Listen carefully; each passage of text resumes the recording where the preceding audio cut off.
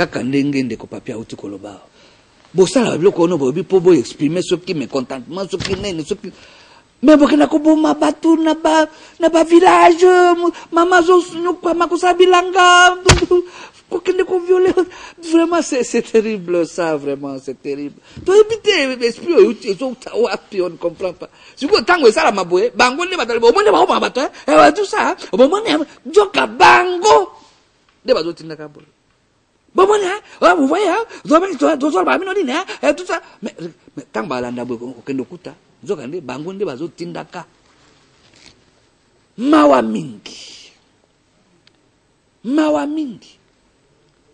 webi kambo ya Roger Lumbala ndeko ya Roger Lumbala zaki omoni gouvernement bango nde bazo soutenir tout ça ba M23 et tout menacima lelo boye psanga Roger Lumbala vioroi azali wapi alaga Lushima na bozo mona Lushima na M23 mais depuis na bimisa papa botal Roger Lumbala yango va publier déjà et tout ça Roger Lumbala vice-président il y a délégation à M23 na Goma plutôt na Kampala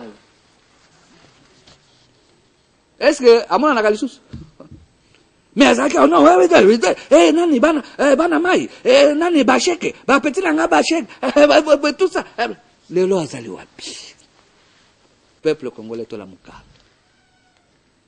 yoki passer la babi to la muka parce que ndoki bandoki musu azala yende aboma n'est-ce pas mais na matanga yende alela kole asala alela kole kabatu nyos pe okebito omona parfois a sauter a mi boaki likolo ya cercueil nzoka ndiye wana mobomo tokeba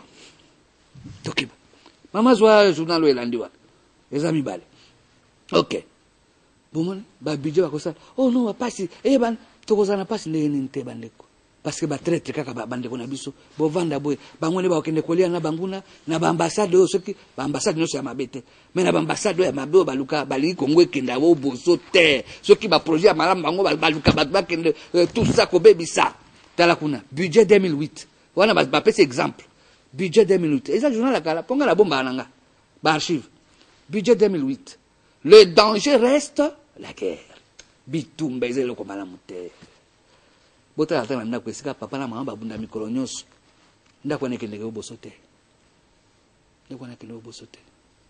mama mingi we makambo abo tango ekomaka ndenge mwana moko atunanga na isa mino abo bande ko balande mwana moko atuninga nzela bi papa je nzinga monaka chaka babiloko moko uzofungula biso bongo et tout papa ngana tuna pour mutuna vraiment tungsanga mwana zo akoza la soki na ba 10 ans soki combien ay papa le chemin est-ce que nzamba zalaka oh tu na yo vérifier pare mwana ngo bon papa kufa mama kufa donc mwana zo mwana pasi azo puta na mikakatano tantôt babenga endoki tantôt boy tout ça ay papa est-ce que nzambe penza zaka na yebisa nzamba nzambe azali abi mokumuna papa zo mona bana baknani batuma bakota ba violer tout ça nzambe pas zotala mabanza mala partout pour na atika omona ba bombe zo kweya neto mona ba guerre musu net première guerre mondiale deuxième guerre ba bombe zo kweya tina ba école tina ba maternité isika ba koka bazali moyen ba kimeza te bombe nzambe pas zotika bombe kweya isika par exemple ba koka bazali ba aveugle ba dekolanga nazo se kamera bike mwana mitulo ngala mituna ya nguo tanga zaki mwana muke tanet makambo ekomelaka bande unapso na Amerique ba attaque wana 11 septembre ba américain ba yike ba mituna ka kama bole ya boy comme la biso ba américain ba grande puissance tout ça mais vraiment pour toucher bango na bisika pezo ka très sensible ya Amerique balelaki mais ezana mwana moko mamo yo komone ana mwana pasteur munene na Amérique Billy Graham je pense mais mwana ngoko komone ana yepe alanaka lokola papa naye aza mosai na nzambe tango biloko esalamaka alobaka mingi we makambo boy tango esalamaka to so besoin na même na Belgique batu so bazobanga to mutawoni mate niti mwana mungu azabe minele pe babalelaka minele pe babangaka baza batu bona na bino moko Anne Graham Lotz proclame la parole de Dieu dans le monde entier. C'est tout naturellement qu'elle en est arrivée là. Son père, Billy Graham, a prêché à plus de monde que n'importe qui d'autre sur Terre. Comme son père, Anne écrit également des best-sellers. Elle marque tous ces événements par un magistral « C'est Jésus » qui attire les foules par milliers. La passion d'Anne, c'est la renaissance personnelle, également le sujet de son dernier livre. Anne, dans votre livre « I saw the Lord », j'ai vu le Seigneur, vous parlez de l'Amérique et du monde. Selon vous, les dernières grandes tragédies et catastrophes ont été des appels au réveil. Pourquoi devrions-nous considérer ces événements comme tels ? Lorsque vous regardez le monde aujourd'hui, vous voyez qu'il se passe des choses qui sont inhabituelles, qui constituent des records en eux-mêmes. Les ouragans, par exemple. Qui aurait pu penser qu'un ouragan aurait pu détruire une ville américaine moderne, ou les tsunamis, ou évidemment le 11 septembre. Dans l'Ancien Testament, lorsque le peuple n'écoutait plus les prophètes de Dieu et ne lisait plus la parole de Dieu, celui-ci les avertissait par des catastrophes naturelles ou par l'invasion d'une armée ennemie. Nous sommes distraits par nos affaires, endormis par notre égoïsme, intimidés par le politiquement correct, et nous nous complaisons dans notre petite vie confortable. Une vie de chrétien apathique. Nous savons que nous sommes sauvés de l'enfer et que nous allons au ciel, mais il nous manque la passion des perdus. Dans votre livre, vous expliquez que les événements du 11 septembre vous ont poussé à vous réveiller. Je pense que beaucoup de monde pourrait se dire « Cette femme a été élevée dans une famille chrétienne. Elle œuvre à plein temps dans le ministère chrétien. Pourquoi devrait-elle ranimer sa foi ? Qu'est-ce qui vous a spécialement touché dans cette tragédie ? » Vous avez raison, j'aimais et je servais Jésus bien avant le 11 septembre. Je lisais la Bible, je priais également. En regardant les tours s'effondrer, en voyant le Pentagone en flammes, j'ai été frappé de voir tous ces gens sauter dans l'éternité sous mes yeux. Je me suis demandé s'ils étaient prêts à rencontrer Dieu. Je pense que la majorité d'entre eux ne l'étaient sans doute pas. Ils n'étaient pas encore prêts à rencontrer Dieu face à face. Je me suis dit qu'ils auraient pu être prêts si des personnes comme moi avaient été plus diligentes pour annoncer l'évangile de Jésus-Christ et leur parler de son amour. Je crois que le temps passe vite. Ma génération est peut-être la dernière de l'histoire de l'humanité. Après le 11 septembre, la question que beaucoup se posent, c'est de se demander où est Dieu ? Comment a-t-il pu laisser ces choses arriver ? Apparemment, nous considérons Dieu d'après ce qu'il fait pour nous. À la télévision nationale, vous avez eu l'opportunité de répondre à quelques-unes de ces questions. Qu'avez-vous dit ? J'ai dit qu'il est intéressant de constater que d'un côté, nous crions après Dieu en lui demandant où il est passé lorsque de fâcheux événements ont lieu, tandis que de l'autre, nous oublions que nous lui avons tourné le dos. Nous l'avons expulsé de nos vies, expulsé du serment d'allégeance, expulsé de nos écoles publiques, du monde du travail et du marché. Nous acceptons de le mettre dans une boîte en forme d'église ou de synagogue au coin d'une rue, mais nous ne le voulons pas dans notre vie quotidienne.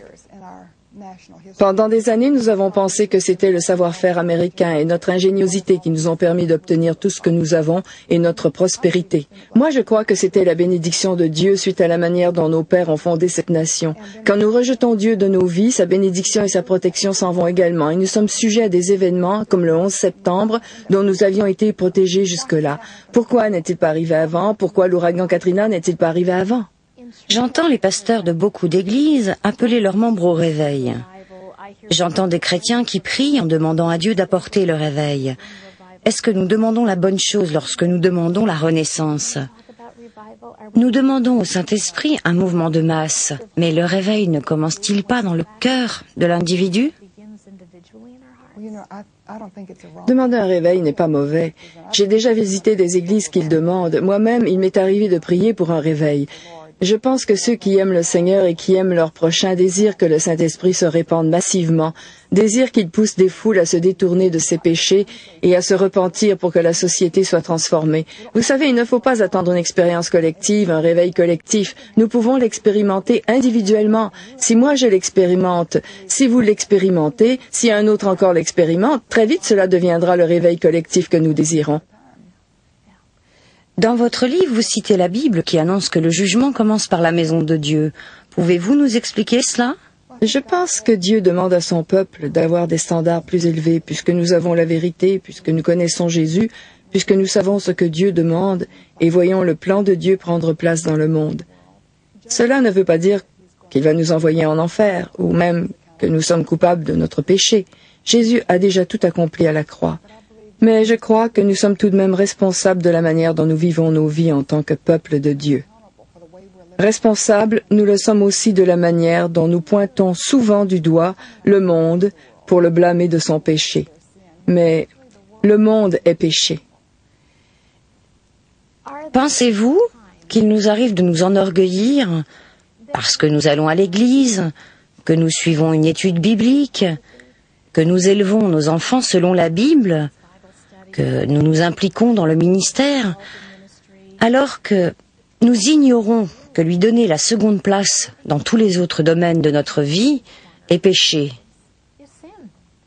C'est vrai, nous avons tendance à placer le travail, le faire, avant l'adoration, et de nous coincer dans des programmes, des rituels, des traditions, dans la connaissance aussi, et nous passons à côté de ce qui est réellement la vie chrétienne, une relation d'amour avec Jésus.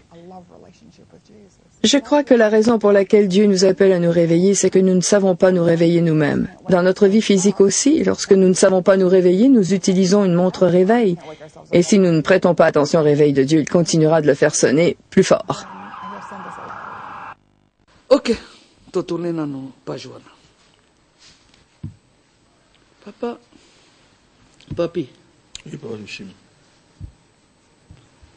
ndeko Jean-Pierre Bemba, mwana mboka. Ndeko Jean-Pierre Bemba,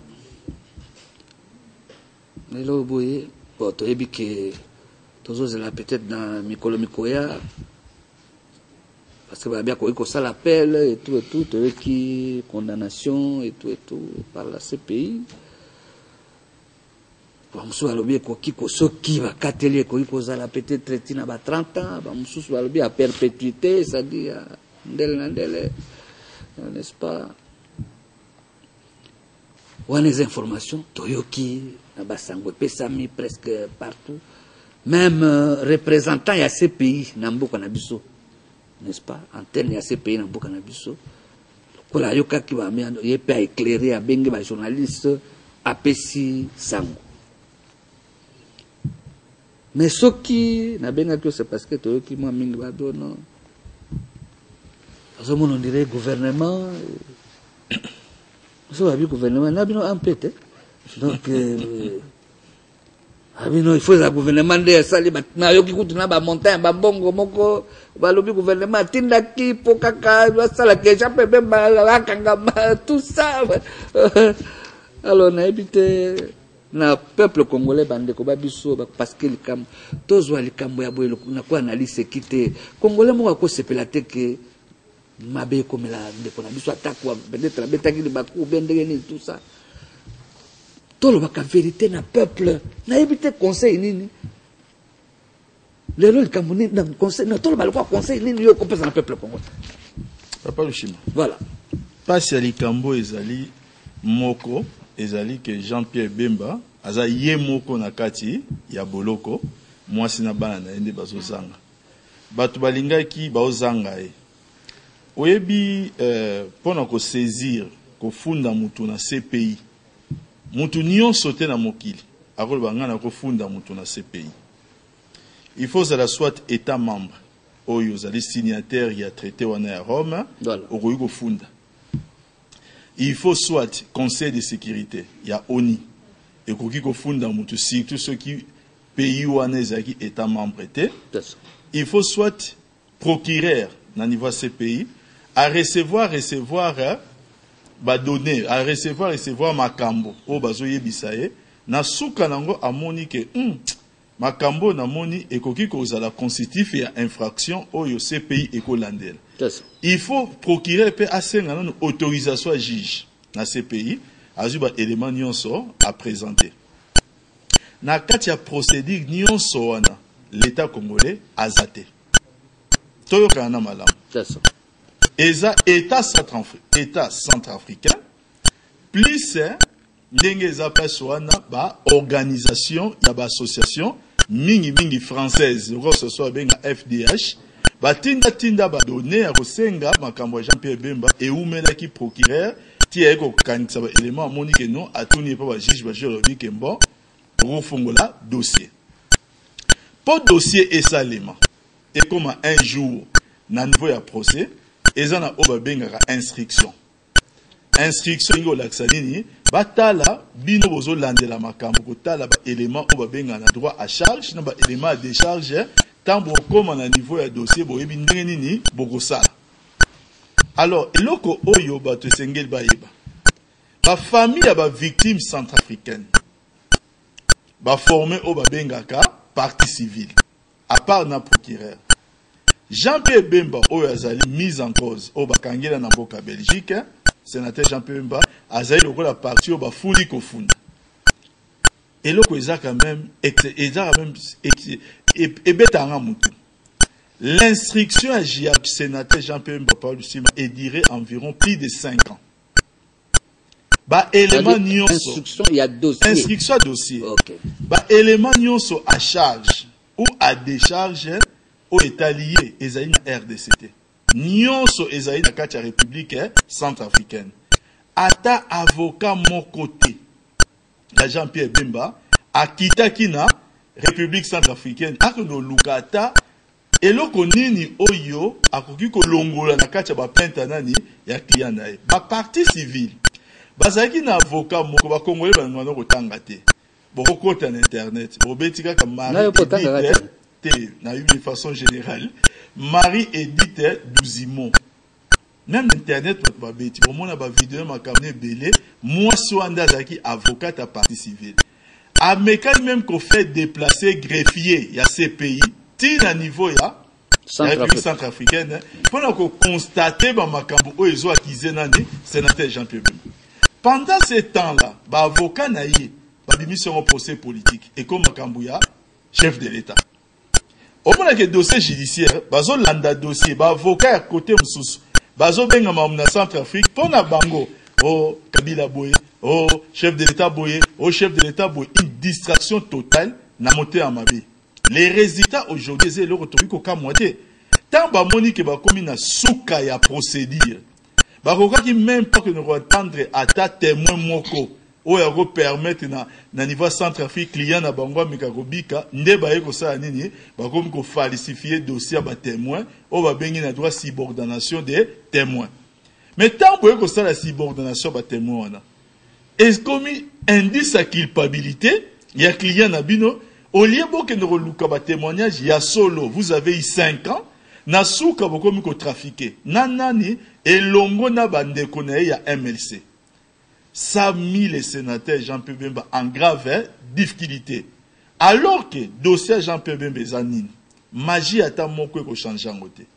Ezali que Jean-Pierre Bemba à la tête il y a mouvement rebelle a salinini atindi ba soda na ye kono na rescousse ya Ange Félix Partase wapi na République centrafricaine.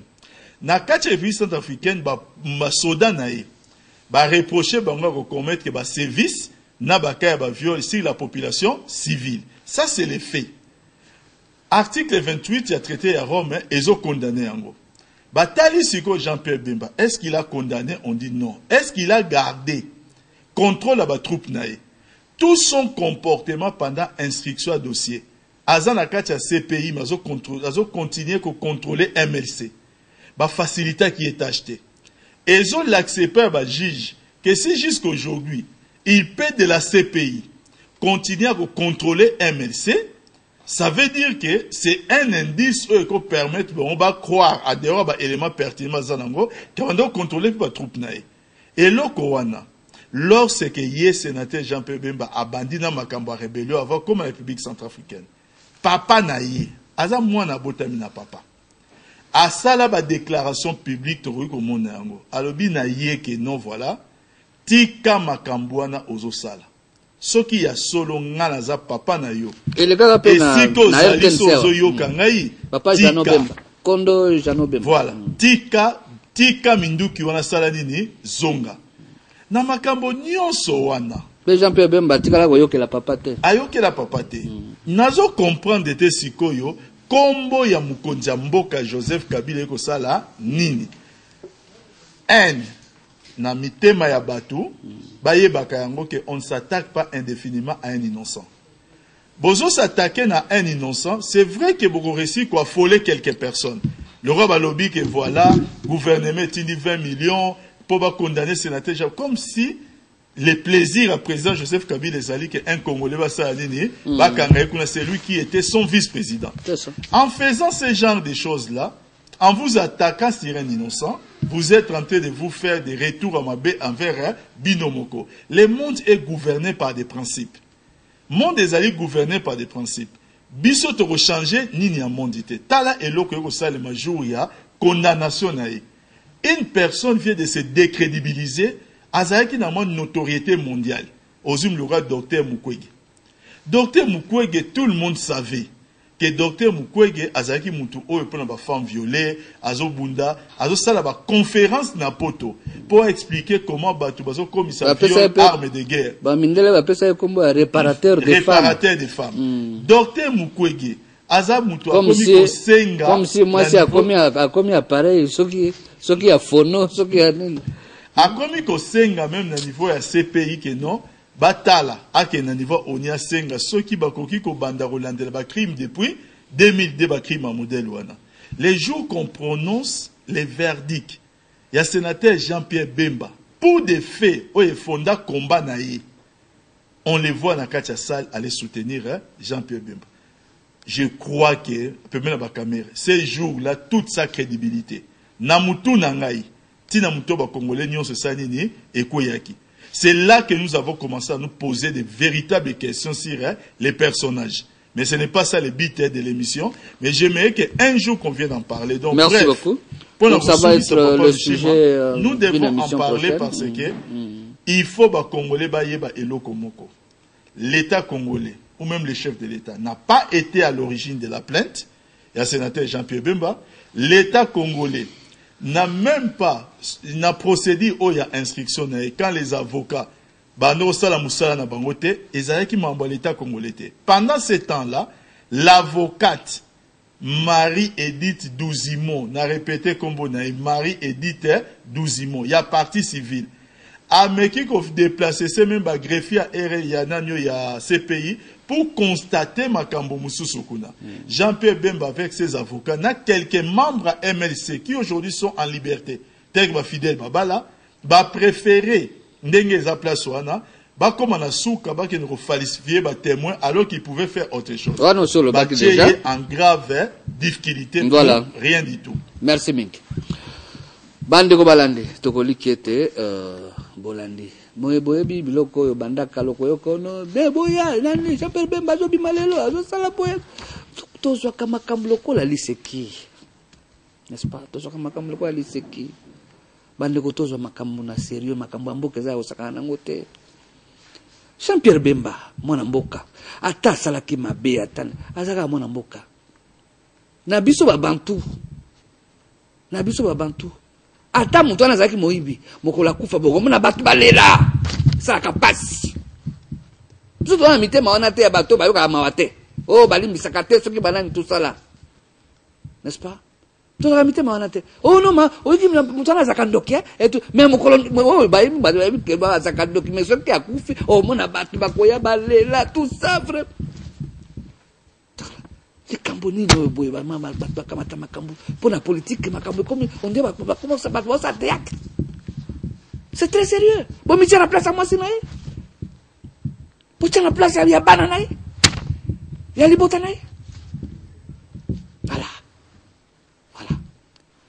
Alors, Bandeko, mon cousin Bokanabiso, Toko le batte que, bon, Nzambe Laza, mon akanyoso, n'est-ce pas? Mais nandengo tozomona pomona bafinga aloba azongisa te alanda kate tout ça afanda kinya alande donc on ndenge moko aloba na mona batuna bi na le kana tanga na jeune Afrique moko bazotuna bi babi oloba kate bon tout ça abi c'est pas parce que nazo loba tene naza faible Abi, ce n'est pas parce que nalobaka tende, naza faible. Alors, bota la période moko, mokonzamboka kenaki ko rendre Jean-Pierre Bemba visite. Mokonzamboka, na yebite si bosibo, tsoki ese salama na mokilo. Et ça qui est une élection la banza avant élection à 2000 ou bien 2006, mokonzamboka Joseph Kabila Kabanga s'est déplacé à Kekotala Jean-Pierre Bemba tina ndako. Basolola ki makambo basolola ki. Pe na yebi ke mokonzamboka pesa ketoli. N'est-ce pas? Mais, bandeko. Bota la bino moko. Lelo yo boyi balo balo. Bino boyi que même 1 plus 4 pour ça la mokonzamboka mikitisa. Donc balobi l'humilité précède la gloire. Bato asalaki bitumba. Papa na yakufi na bitumba wana. Na bino baya. N'est-ce pas? Lokwa mama ya mokolo mwana babaki po bakabola do bakatanda mama na bite botika mwana. Malamu mama na kendekana mwana naye baki mwana ngaza na bomoyi. To revivre ngo lopo balobi biso peto bosa na anoki. Na ebite soki ya solo. Total. C'est à 13h55 en heure locale, le jeudi 30 novembre 2006, que le président de la République, Joseph Kabila Kabange, est arrivé à la résidence du vice-président Jean-Pierre Bemba, qui donne sur le fleuve Congo. Dans la suite présidentielle, on a remarqué la présence du conseiller principal du chef de l'État au collège politique, Marcel Tchambo, et Vital Kamere, secrétaire général du PPRD, qui a précédé sur les lieux une demi-heure avant. Il est à noter que le président Joseph Kabila Kabange, vainqueur au second tour de la présidentielle, a rendu la visite de courtoisie à son challenger qu'il a reçu à bras ouverts. Cette visite demeure le meilleur exemple pour tout Congolais pris de paix, et singulièrement pour les militants et sympathisants des deux camps qui doivent s'impliquer dans la reconstruction de notre chère patrie, le Congo. Le chef de l'État, Joseph Kabila Kabange, pense que l'on doit absolument tourner la page sombre de l'histoire de notre pays après 46 ans d'indépendance et jeter ainsi le regard vers la reconstruction de la RDC et consolider davantage la paix retrouvée. Par ce geste combien significatif, le président de la RDC, Joseph Kabila Kabange, rassure le peuple congolais qu'il remercie de l'avoir élu, qu'il est le président de tout le monde. Il ne ménagera aucun effort pour garantir l'intérêt général face aux défis multiformes qui se dressent sur le chemin du développement de la RDC. Voilà pourquoi le chef de l'État compte embarquer tout le monde dans le train de la reconstruction nationale. L'heure est désormais au travail par ce vaste programme d'édification, a-t-il rappelé. La visite du chef de l'État, Joseph Kabila Kabange, au vice-président Jean-Pierre Bemba est un signal fort de la cohésion nationale pour le peuple congolais qui aspire à la paix et au bien-être social. Il est vrai que le chef de l'État, Joseph Kabila Kabange, est déterminé à propulser la RDC vers la sphère des grandes nations dynamiques et prospères, d'où sa volonté affirmée d'amener le peuple congolais à lutter contre toutes les tares qui rongent la société. Il s'engage encore une fois à inviter tout le monde à œuvrer pour le respect de l'ordre public et les lois de la République. Le chef de l'État, Joseph Kabila Kabange, imprime ainsi une nouvelle vision, celle du progrès, du développement, de la paix, de la prospérité pour la grandeur de la nation congolaise. Sa visite à la résidence du vice-président Jean-Pierre Bemba Gombo fera date dans l'histoire de notre pays et servira de référence aux fils et filles du Congo décidés à porter leur pierre à la consolidation de la paix dont la population a besoin pour son épanouissement. Voilà, bandeko, tokolikia Hollandi. N'est-ce pas? Oyebi baike balobako mokonza mboka omoni vraiment mamsuku basilika kabi mokonza mboka supporta mingi vraiment amela to kamela makambo mona ata moni lokwa tout ça. Ah. Mais les lois sont comme yele mutumabe. Après l'événement, le président Tabombe Kayaki Soutawati a Kouti Bango Mibale, a Tika Bango 45 minutes, Kaka Bango Mibale Basola. Il n'y avait aucune raison à qu'il exil. Et ça fait mal, mais il a été entraîné par des gens qui ont politisé son procès. Mawamink. Alors, Bolandawa, antenne, représentante légale, il y a ces pays dans Bokanabiso. A expliqué qui a bien qui ba journaliste ba panisango bande ko boyoka makamnenge et l'équipe na CPI boyoka et l'équipe boy pe alobi Congo RDC na kati ya dossier wana zana été dans likambo ya Centrafrique République centrafricaine bamakambo elekawa o soki ya nini soki bamakambo soki ya banani badossier wana ekutu dossier ata moko ya RDC kuna eza te bolanda. Jean-Pierre Bemba a été reconnu coupable en tant que chef militaire par les crimes commis par ses troupes. La Chambre de première instance a constaté donc que Jean-Pierre Bemba était le président du MLC et commandant en chef de l'armée de libération du Congo et qu'il faisait effectivement fonction de chef militaire et qu'il savait que les forces du MLC placées sous son autorité et son contrôle effectif commettaient ou allaient commettre des erreurs. Et par ailleurs, la Chambre a conclu que Jean-Pierre Bemba n'avait pas pris toutes les mesures nécessaires et raisonnables pour empêcher ou réprimer l'exécution de ces crimes commis par ses subordonnés lors de cette opération. Donc c'est en tant que chef militaire, en vertu de l'article 28 alinéa A du statut de Rome, que Jean-Pierre Bemba a été condamné. La RDC n'a joué aucun rôle concernant ce procès. Comme je l'ai raconté, je l'ai dit plus tôt, cette situation, ces enquêtes et ces crimes ont eu lieu en Centrafrique, en République centrafricaine. C'est la République centrafricaine qui a demandé à la CPI d'enquêter sur les crimes qui avaient été commis sur son territoire entre 2002 et 2003. La CPI est une instance apolitique, c'est une instance uniquement judiciaire. Donc elle est indépendante et impartiale et également elle